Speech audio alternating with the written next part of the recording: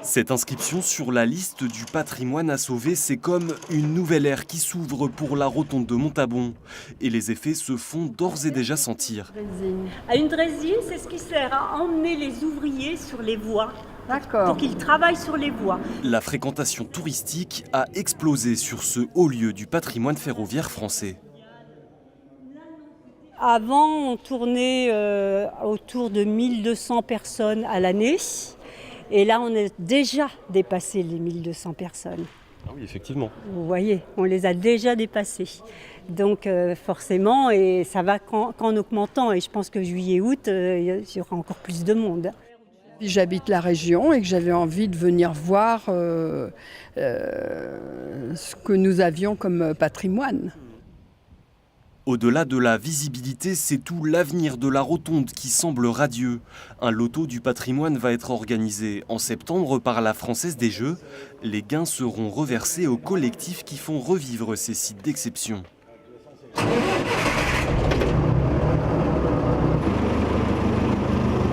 La rotonde de Montabon espère toucher 500 000 € grâce au loto. Une émotion terrible. Je peux avouer quand même que j'ai versé ma petite larme parce que franchement, c'était un moment intense. C'est vraiment une récompense extraordinaire pour la rotonde et l'association qui la préserve.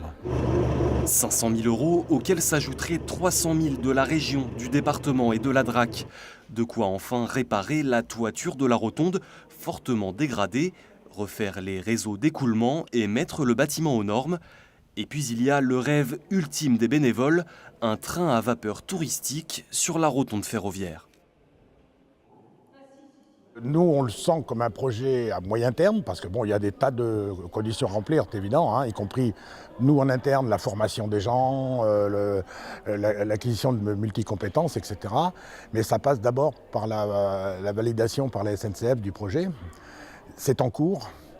On attend des réponses assez rapidement. Un train touristique, ce serait vraiment, pour tout le bassin de la vallée du Loir, ce serait un gros plus auquel on tient, quoi. En attendant, les travaux de toiture et de mise aux normes devraient être terminés fin 2019.